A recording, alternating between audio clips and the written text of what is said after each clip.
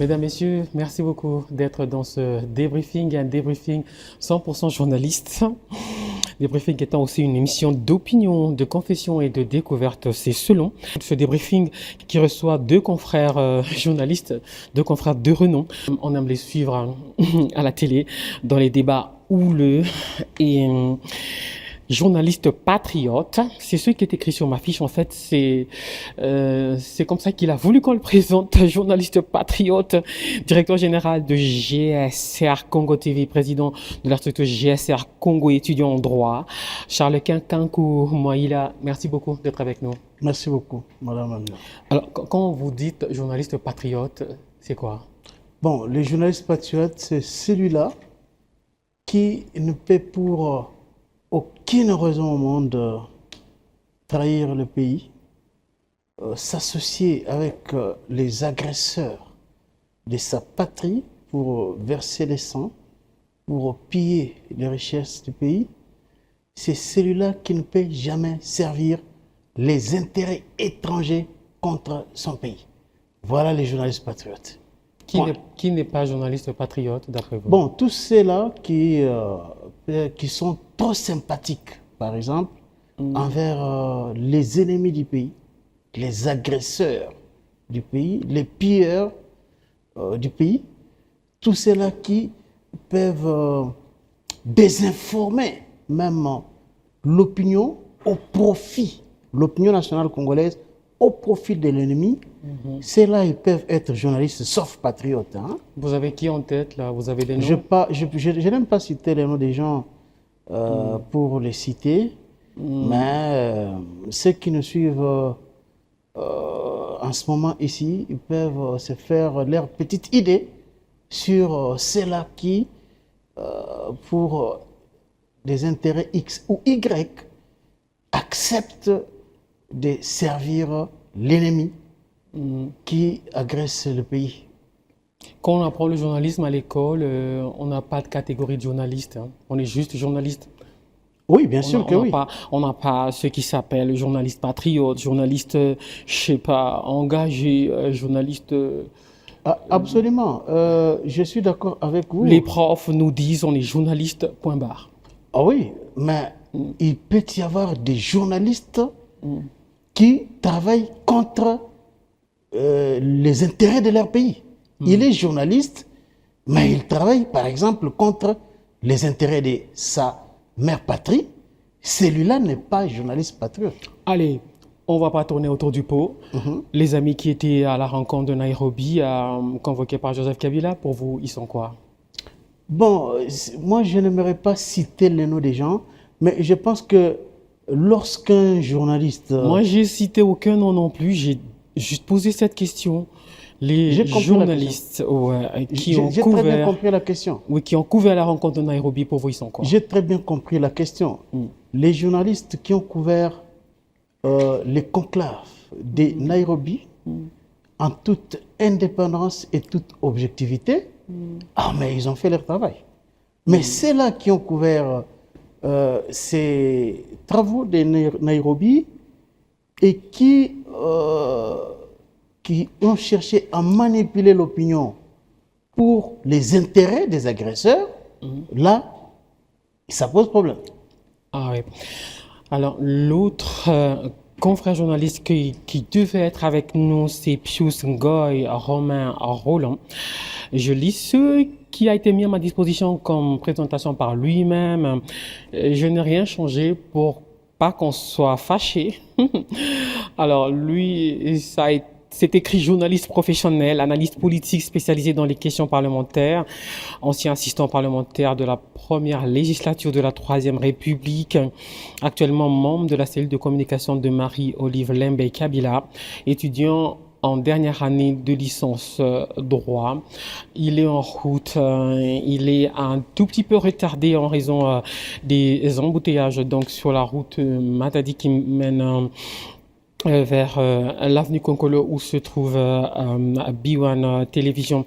Alors, en attendant que Pius Ngoy Romain nous rejoigne, on va commencer par cette question par exemple, à laquelle je tiens particulièrement. Et lui, quand il va arriver, il répondra donc aux mêmes questions.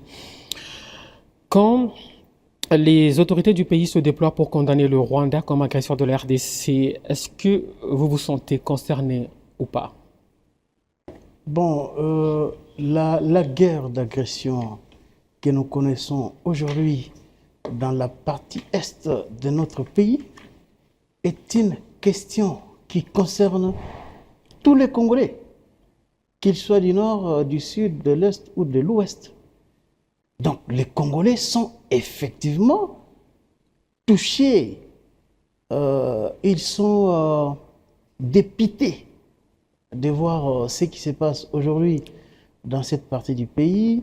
En écoutant il faut que ça s'arrête. Oui, en écoutant les dirigeants, on a le sentiment que citer, pointer du doigt le Rwanda aide à la résolution de la crise.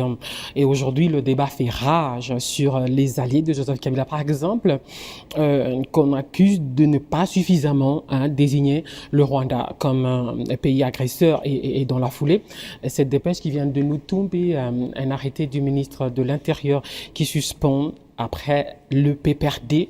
Le PPRD, c'était le 18 octobre 2025 et l'ADT de José Makila, c'était le 28.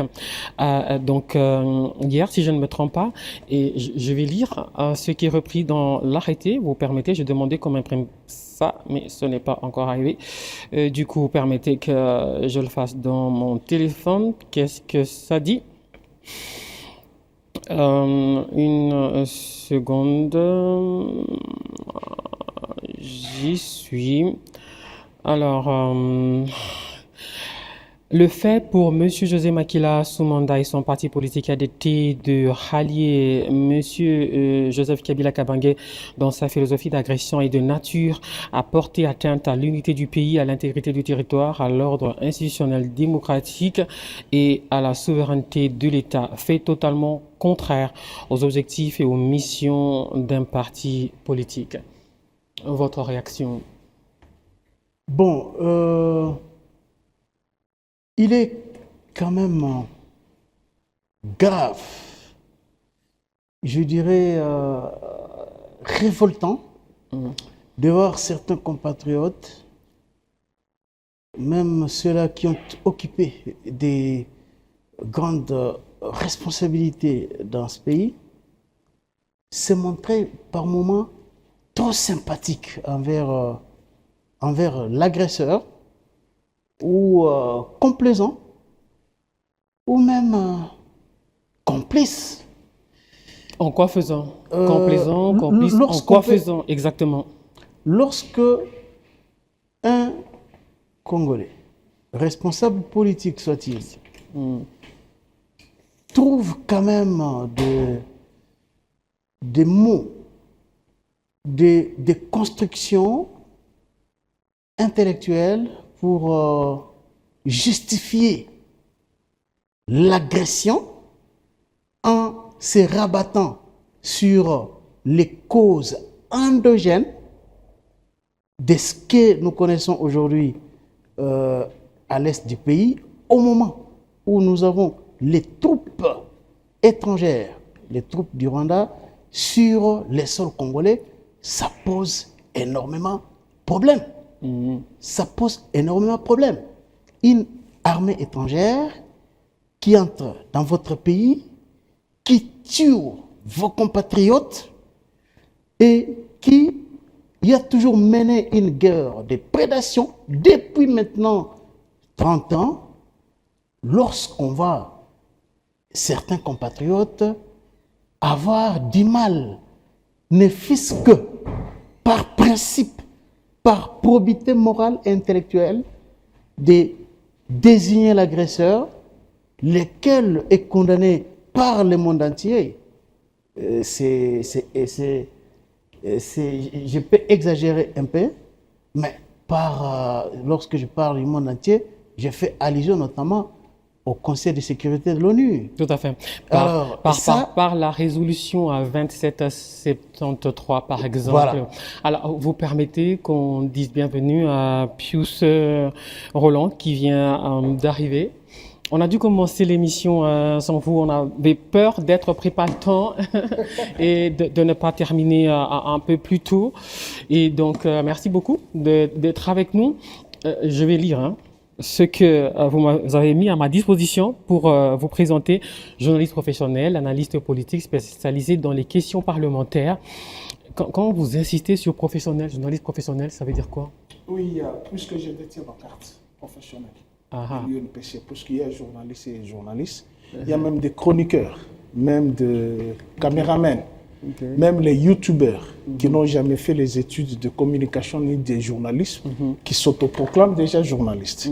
Alors j'insiste que je suis professionnel puisque je ne vis que de ça. Je vis que de mon métier de journaliste. Alors, voilà pourquoi j'insiste sur le professionnalisme. Vous êtes aussi membre de la cellule de communication de Marie-Olive Lembe-Kabila. Tout à fait. Étudiant en année, en dernière année de licence droit. Je l'ai dit après avoir présenté notre ami Charles Kinkankou. Vous êtes de l'équipe de communication de Madame Kabila. Où est-ce qu'elle se trouve en ce moment? Bon, pour des raisons sécuritaires, je ne peux pas vous dire là où elle se trouve, mais sinon, pour ce premier point, effectivement, je suis étudiant en non, d'abord pour le licence. premier point, vous avez dit des raisons sécuritaires, pour des raisons sécuritaires. Oui, je ne peux pas dire là où elle est. Ah ouais, c'est si oui, grave. Elle est en dehors du Congo. C'est si grave Si, c'est grave, puisque le régime en place est tellement tyrannique qu'il s'en prend, à tout ce qui est Kabila. Pour des raisons inavouées, injustifiées, il faut condamner le Rwanda comme si la condamnation du Rwanda va amener la paix en République démocratique du Congo. Et aussi demander à l'UDPS, si hier, lorsque Kabila faisait face à cette même nébuleuse, si l'UDPS ou leur chef en tête peut produire un tweet, un communiqué condamnant le M23 à l'époque. D'accord. Ni l'agression du Rwanda contre la République démocratique du Congo. Pour revenir à Mme Kabila, elle a l'intention de revenir au pays? Bon, c'est son pays.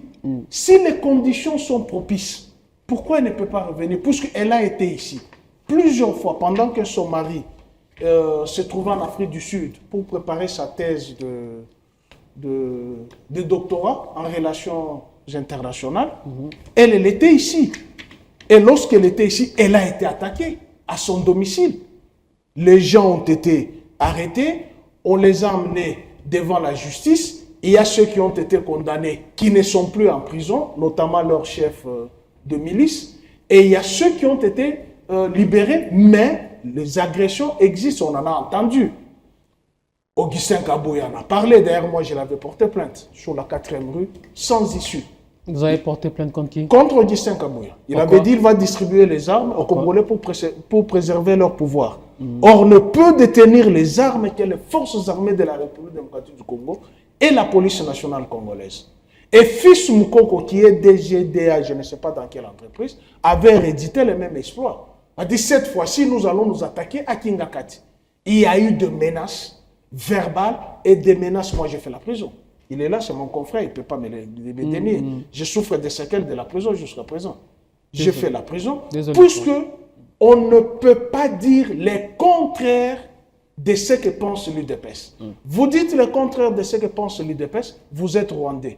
Or, dans leur lit et au gouvernement, il y a des Rwandais.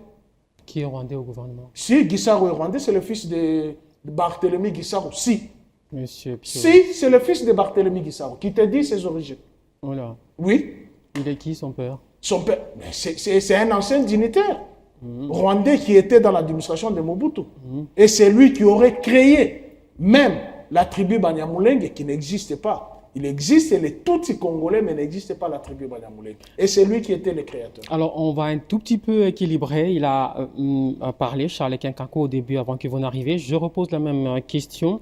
Alors, quand les autorités du pays se déploient donc avec ce narratif de condamner le Rwanda comme agresseur, vous vous sentez concerné en tant que Congolais? On ne se sent pas concerné parce que lorsque nous fûmes sur le plateau de télévision, notamment avec mon confrère Nous avons condamné le gouvernement congolais de se faire membre de l'EAC. Lorsqu'il y a eu passation civilisée de pouvoir, nous avions 145 territoires, 2 345 km². Mais qui est allé ressusciter ces nébuleuses? C'est qui? Les amener à Kinshasa. C'est qui? C'est Chilombo, non? Il a reconnu. Entre-temps, il a rejeté la responsabilité auprès de son ministre de l'Intérieur. Il a dit, il ne savait pas que le rebelle était ici à Kinshasa. Si c'est son ministre de l'Intérieur qui les aurait invités pendant 1 année et 2 mois. Nous étions avec les M23 ici, alors qu'ils étaient déjà vaincus. Lui-même, le chef de l'État, l'avait reconnu à Oyo, que les M23 avaient été vaincus et son arsenal avait été confisqué. Pendant 1 année et 2 mois, nous étions avec eux ici. Gilbert Kankonde, si je l'aurais su qu'on aurait parlé de ça, j'allais vous amener la correspondance de Gilbert Kankonde, qui a demandé au Trésor public 1 334 625 $ pour la prise en charge des éléments de M23 ici. Claude Ibalanki écrit à l'auditeur supérieur des forces armées de la République démocratique du Congo de suspendre les poursuites judiciaires contre les éléments de M23 qui étaient condamnés par la justice congolaise à Ndolo, dont notamment Biamungu qu'on a fait sortir. Ibalanki qui était au mécanisme de suivi. Au mécanisme, je cite les noms parce que les correspondances existent. Je les ai déjà tirés en copie, même sur l'internet, vous pouvez les voir. Et le chef de l'État lui-même avait reconnu. Ok, s'il avait reconnu que Gilbert Kankonde est celui qui avait fait venir les M23 ici, à son insu. Pour quel objectif? Pourtant, je vais vous le dire l'objectif. Pourtant, Gilbert Kankonde, il est le patron de la sécurité intérieure. Il fut. C'est-à-dire l'ANER est entre ses mains, la DENIAB entre ses mains, le CNS entre ses mains.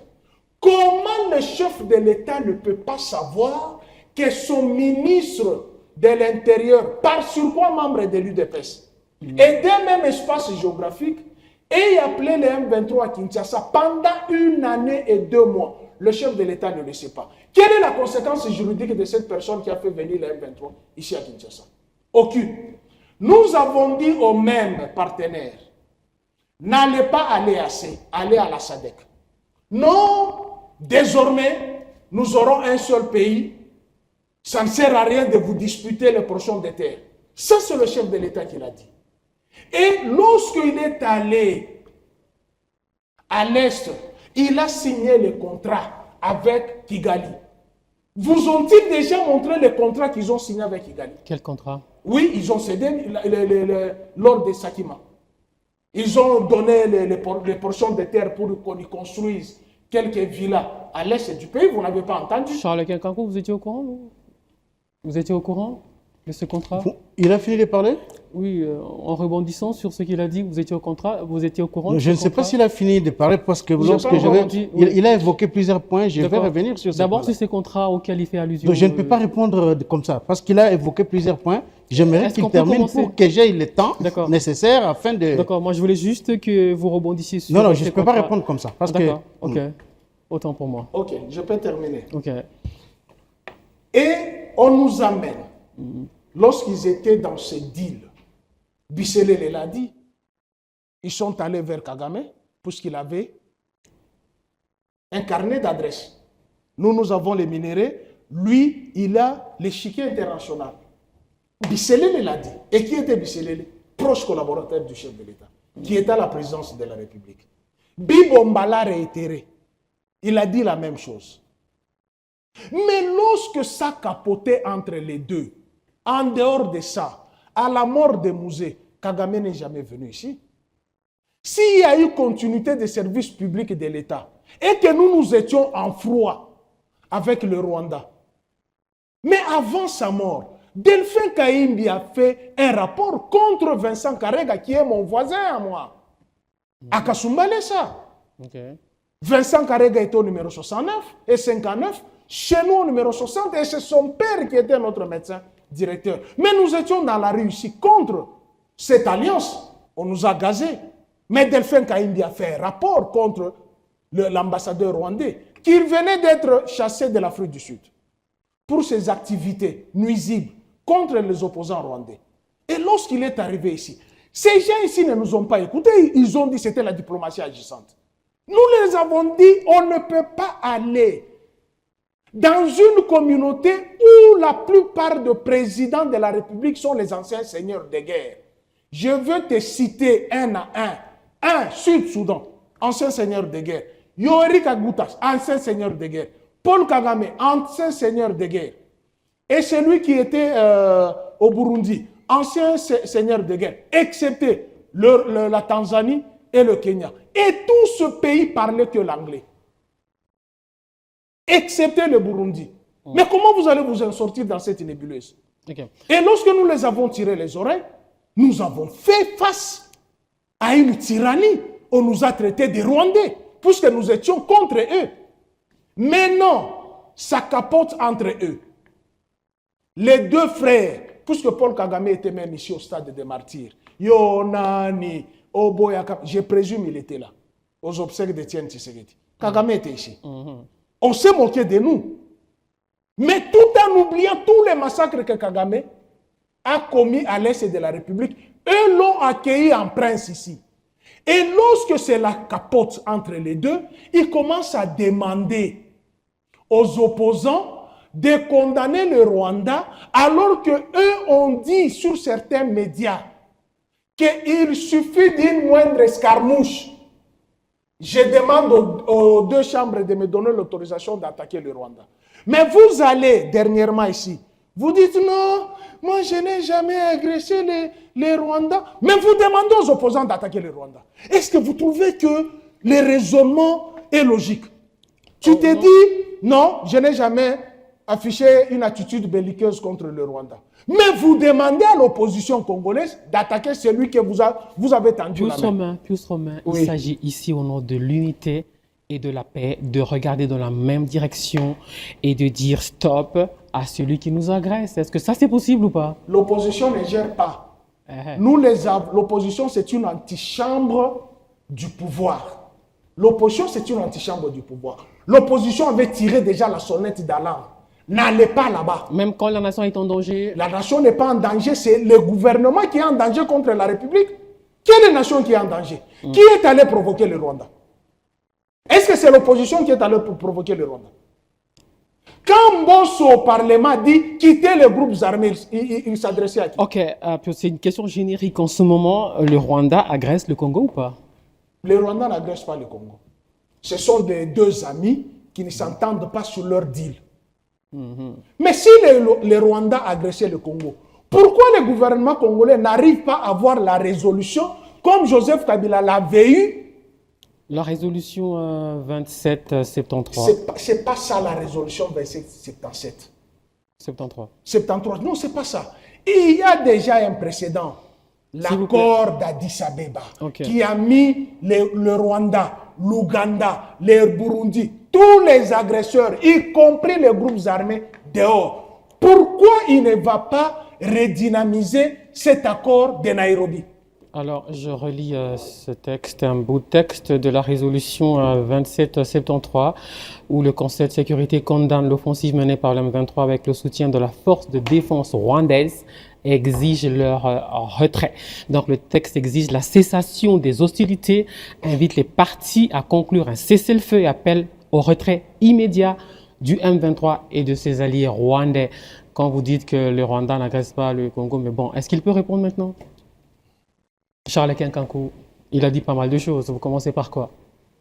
Bon, moi je suis habitué à certaines élucubrations sur des plateaux de télé et certaines énergies négatives qui se dégagent dans des discours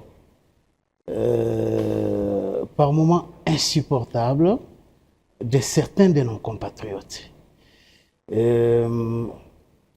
Lorsque j'entends que, lorsque j'ai l'impression que la guerre que nous connaissons à l'est du pays a un seul nom, Félix Tshisekedi, je suis déboussolé.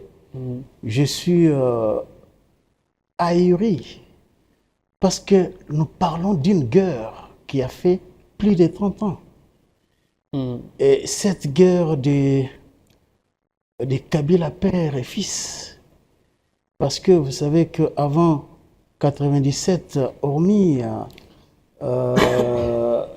l'arrivée massive des Rwandais en RDC, à la suite du génocide de 1993, vous parlez comme les Belges, c'est en 97, en 96 que la guerre a commencé avec Mosé Laurent Désiré Kabila. Tu sais que moi, je suis aussi un moséiste parce que j'aime Mosé Laurent Désiré Kabila, un patriote confirmé. Il a versé de son sang pour ce pays. J'ai beaucoup de respect pour lui, mais cela ne peut pas m'empêcher de dire que dans l'histoire, nous avons enregistré l'entrée massive des Rwandais dans notre pays à cause de la guerre dite de libération. C'est ici où on a vu des Rwandais occuper des postes de responsabilité dans tous les secteurs de la vie nationale. Et par la suite, piqué par un patriotisme révolutionnaire, ayant les tripes nationalistes, Mosé a pu prendre une décision salutaire pour le pays en chassant les Rwandais qui étaient ici. Mais malheureusement, les vers étaient déjà dans les fruits. Et ça dégénéré jusqu'aujourd'hui. Donc, vouloir présenter dans l'opinion Félix Tshisekedi comme étant la pièce maîtresse de cette guerre, ça, c'est une amnésie sélective.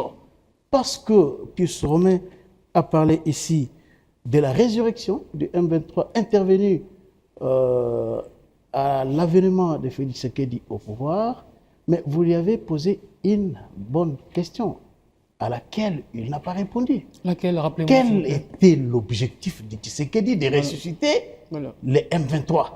Est-ce que c'était pour que les M23 viennent piller, viennent tuer? Laissez-moi le temps. Tu as raconté des histoires. C'est ton point de vue que je respecte beaucoup. Qu'il termine d'abord. Alors, Tshisekedi arrive au pouvoir. Je ne défends pas tout ce qu'il a fait, mais je suivais son discours et j'analysais son discours. Les dossiers M23 étaient là. Les militaires M23, les militaires rwandais étaient dans notre armée, étaient dans la police. Les M23 avaient des revendications qui n'étaient pas épuisées du temps de Kabila. Lesquelles? Oh non, mais les grades qu'ils devraient avoir dans l'armée, les différentes parties de la République qu'ils devraient occuper et gérer, et beaucoup d'autres avantages. Beaucoup d'autres avantages. L'accord du 23 mars n'était pas appliqué à 100% par Joseph Kabila. Pius connaît cela. Parce que après la signature de cet accord, il y a certains points que Joseph Kabila, pour des raisons de patriotisme, a refusé d'appliquer. Donc ça veut dire que les dossiers M23 étaient encore là, ils n'étaient pas terminés. Et tu sais que dit, voulant en savoir plus, je ne sais pas et je ne confirme pas, parce que j'ai toujours appris que les M23 étaient ici à Kinshasa, ils ont fait, comme il vient de le dire, plus d'un mois et tout ça. Est-ce que, s'il vous plaît, une année, tout à fait. Alors, est-ce que c'était dans le sens de vouloir savoir effectivement ce qui s'était passé, ce qui restait à faire? Est-ce que c'était pour mettre définitivement un point à ces problèmes? Je ne suis pas Tshisekedi, je ne peux pas entrer dans le secret des dieux. Mais aujourd'hui, les revendications de Paul Kagame sont connues. connu du monde entier. Qu'est-ce qu'il veut? Mais Kagame veut l'annexion de l'Est du pays au Rwanda. Lors d'une activité à Bénin, Kagame a remis même en cause les frontières héritées de la colonisation à la conférence de Berlin. Il l'a dit clairement que les problèmes de l'Est du pays ne concernent ni Tshisekedi ni Kabila. Ça va au-delà. Ça, c'est Paul Kagame. Ça, c'est Paul Kagame qui l'a déclaré au Bénin, à Cotonou. On en a parlé sur des plateaux de télévision avec M. Pius ici, avec M. Pius qui est ici sur ce plateau. Kagame était clair. Son problème, c'est les terres. Son problème, c'est les richesses de l'Est du pays. Il veut piller ces richesses-là. Mais lorsqu'on voit des Congolais qui connaissent tout ça, qui entendent jour et nuit Kagame parler de cette histoire en évoquant la question la question fallacieuse des Tutsis, et alors que la République démocratique du Congo est une mosaïque de tribus qui, par moments, vivent en paix et par moments ne vivent pas en paix. C'est connu de tous. Alors, Kagame a ce discours-là et depuis des années, il a des ambitions, des visées expansionnistes. Est-ce qu'un patriote qui peut mettre de côté la haine envers un régime ou X ou Y qui dirige le pays peut vouloir charger son frère que c'est lui qui est à la base de ça? Moi, j'ai entendu des discours dans le passé et je l'ai toujours dit, tous les connaissent et les connaissent là parce que je les condamne sur le plateau de télévision où je me retrouve avec lui. Les discours, par exemple, de l'opposition, que ce soit de l'UDPS, que ce soit de Martin Fayoulou, hier lorsque Kabila était au pouvoir, qui chargeait Kabila à tout moment, je l'ai toujours condamné, il le sait. Parce que moi, je me disais que Kabila ne pouvait pas vraiment être président de la République et laisser les gens mourir comme des mouches chaque jour ici. Il aurait pu se dire, je suis président, pour que je me sente fier d'être président, il faut que les territoires soient pacifiés. Moi, j'ai toujours prêté des intentions, des bonnes intentions comme ça à Joseph Kabila. C'est pourquoi j'ai condamné les discours de ceux-là qui pensaient que la question de l'Est du pays était uniquement Kabila. Parce que la preuve en est qu'aujourd'hui, Kabila n'est pas au pouvoir, cette question-là continue. Et cela veut dire que si on n'arrive pas aujourd'hui à résoudre cette question, elle va ressurgir demain après le départ de Tshisekedi au pouvoir. Absolument. Voilà pourquoi, sur ce point-là, nous devons quand même analyser de telles questions avec beaucoup de sérénité au lieu de faire comme les acteurs politiques. Je comprends, lui quand même est membre de la cellule de communication des Mamans Olive, c'est pourquoi il peut parler avec une certaine passion. Alors, il a évoqué la question des seigneurs de guerre. S'il vous plaît, mais il a beaucoup plus parlé que moi. Il a évoqué beaucoup de questions ici. Seigneur de guerre, seigneur de guerre, seigneur de guerre. Mais est-ce que Joseph Kabila n'était-il pas aussi un seigneur de guerre? C'est une question. S'il ne l'a jamais été, tant mieux. Mais moi, je sais que Joseph Kabila était aussi seigneur de guerre. Et l'adhésion à l'AIC, était une demande. Je dis bien demande de la population de l'Est. Il a fait le Kivu dans son ensemble. Il connaît tous les 4 coins du Kivu. Nos populations-là font des la population, parce que le président Tshisekedi, il avait dit à un moment donné que les opérateurs économiques de l'Est du pays font des affaires avec tous ces pays-là. Absolument. Et que intégrer la RDC dans l'EAC a été une question formulée par tous ces opérateurs économiques-là et ça pouvait faciliter les transactions commerciales entre les opérateurs économiques de l'Est du pays avec tous les autres pays. Pardon? Y avait-il eu un référendum? Non, mais ça, c'est pas une question de référendum. D'accord. Non, non, pour adhérer à une telle association, ça ne demande pas les référendums. Quand vous dites que Alors, c'était une demande de la population, bon. non, mais les responsables de l'État, lorsqu'ils reçoivent les grands opérateurs économiques, ils formulent les demandes pour leur faciliter de faire les affaires. Et c'est connu de tous. Pius ici sait très bien que même si jusqu'avant la prise de Goma, les autorités congolaises ne parvenaient pas à fermer hermétiquement la frontière entre la RDC et le Rwanda, c'est parce que elle se disait que cela allait asphyxier totalement cette population. Et les échanges commerciaux entre les deux pays, il connaît bien, vous avez été à Goma, vous connaissez comment ça se passe là-bas. Donc, voilà les raisons qui ont milité en faveur de l'intégration de la RDC dans l'EAC. Mais aussi, je dois dire que si ces pays-là, avec lesquels on sera toujours obligé de vivre ensemble, avec l'Ouganda, avec le Rwanda, avec tous ces autres pays-là, on sera obligé toujours de vivre ensemble avec eux. Si parmi les membres de cette association, il y a eu des présidents qui ont cherché à comploter contre la République démocratique du Congo, ce n'est pas la faute de la République démocratique du Congo. Souvenez-vous que Tshisekedi arrive au pouvoir au moment où Paul Kagame était initiateur d'une idée géniale que nos pères africains rêvaient, de Kwame Nkrumah, de Sékou Touré et autres.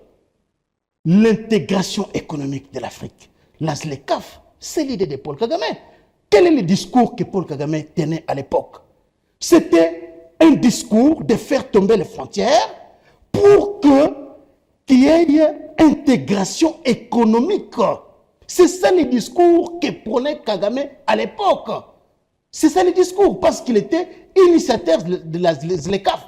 Comment allons-nous atteindre cet objectif-là si on ne parvient pas par région à assurer l'intégration économique avant d'arriver à la grande vision? Donc c'est dans ces contextes-là que Tshisekedi a pu mordre à l'hameçon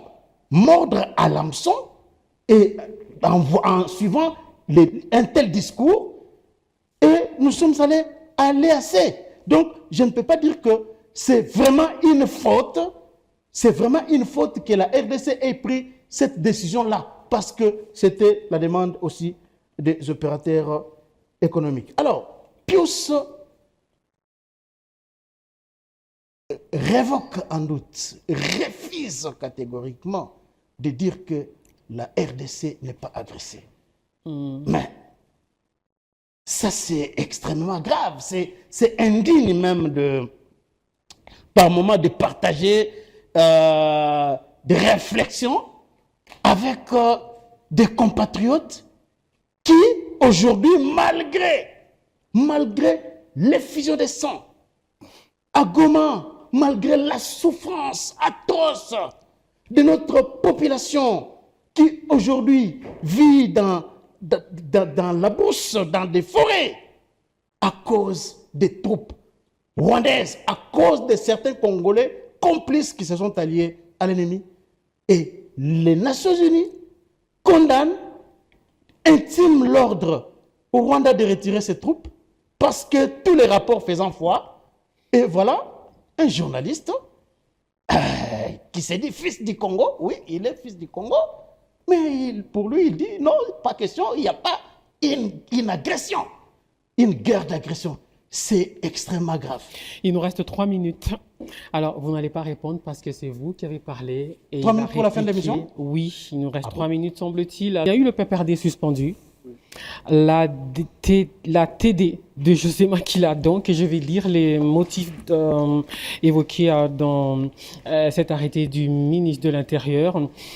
que le fait pour José Makila, donc Soumanda et son parti a été de rallier M. Joseph Kabangui dans sa philosophie d'agression et de nature à porter atteinte à l'unité du pays, à l'intégrité du territoire, à l'ordre institutionnel, démocratique, à la souveraineté de l'État, fait totalement contraint aux objectifs et aux missions d'un parti politique. Donc, sont suspendues sur toute l'étendue du territoire national les activités du parti politique Alliance des travaillistes pour le développement ATD. Avant ça, c'était le PPRD, donc à qui un courrier du tribunal de grande instance de Kinshasa-Gombe a rappelé que ces activités étaient suspendues depuis le 18 octobre, c'est ça? Je ne retrouve plus le courrier. Ouais. 2 partis politiques. Et peut-être qu'il faut s'attendre à ce que la liste s'allonge, étant donné qu'il n'y avait pas que José Makila là-bas, à ce conclave, comme allié de Joseph Kabila. Il y avait également Matata Ponyo, il y avait Seki Kuni et d'autres qui ont sans doute des partis. D'autres encore seront suspendus sans doute. Merci, chère consoeur. Ça serait vraiment injuste si je me taisais sur ce que mon ami a dit. Mais vous aviez parlé. Ça serait vraiment injuste. Il a répondu. Ça serait vraiment injuste. Sinon, on n'en sortira jamais. Vous permettez que je pose une seule question. Ok, mais il va À pas quand répondre. date l'agression de la RDC, du Rwanda contre la RDC? Ça date de quand, l'agression? Ce n'est pas à toi de me poser la Si, question. puisqu'il faut... Ah, mais non, Mais il a dit c'est ça. un ne fais débat. pas- Il a dit tu ne ça fais dans sa pas- réponse. Il a Ça dit fait, travail ça, de journaliste, ça journaliste, fait, ça fait plus de 3 décennies. Il a dit ça dans sa réponse. Ok. Mais l'adhésion de la RDC à l'EAC date de quand? On ne savait pas que le Rwanda était agresseur. Et qui a amené la RDC à l'EAC? Ce n'est pas le Rwanda. Mais il a répondu à tout ça. Mais oui, c'est justement, c'est l'amalgame. Les dossiers est ailleurs. Les problèmes, c'est le chef de l'État Tshilombo qui nous a amenés dans cette nébuleuse. Le 15 novembre 2013, le M23 signe les communiqués de cessation des feux et cessation d'armée et des mouvements armés. Puisque le M23, il y avait le processus de ceux qui étaient poursuivis par la justice congolaise pour crimes contre l'humanité, crimes de guerre, pillage, enrôlement des enfants dans l'armée. Et il y avait ceux qui étaient déjà cantonnés dans l'Ouganda. Nous avons les vidéos. Et au Rwanda. Mais il évoque l'accord du 23 mars. Mais ma soeur, cet accord n'a que 16 articles. Il n'y a jamais, alors jamais, même une phrase de ce qu'il a évoqué. Aucun. Vous pouvez ouvrir cet accord, ça se trouve sur le web. Ceux qui ont signé cet accord, c'était les CNDP. Pour preuve, Les revendications. aucune revendication. Ah ouais. Non, tout ce qu'il raconte là, il devrait gérer la partie Est, il fallait des grades. Ouvrez l'accord du 23 mars. Cet accord n'a que 16 articles. Vous n'en trouverez pas. Ce qu'il parle, c'était la fabrication de Fumutoto et des professeurs Kalele qui paient à son Ah âme. bon? Si. J'étais de Willy Michiki. La liste est très longue, S'il te monsieur. plaît, ne me parlez pas de Willy Michiki. Alors, c'était quoi leur revendication? Ne me parlez pas de Willy. Ils étaient dans une rébellion. Lorsque la rébellion a été vaincue, il y a eu l'accord qui a été signé. Et dans cet accord, il fallait que certains membres du CNDP qui n'avaient pas été poursuivis pour des faits de crimes devraient intégrer les institutions de la République. Pour preuve, Mwanga Chuchu est là. Mwanga Chuchu est là. Il n'est pas en prison? Non, il est en prison, mais il était député, non? Il y avait certains membres qui étaient au gouvernement. C'est suite à cet accord. C'est au sein d'entre eux que ça bouillonnait. Ils ont créé le mouvement du 23 mars, dont le porte-parole était Roger Lumbala. Moi et lui, nous étions au Parlement.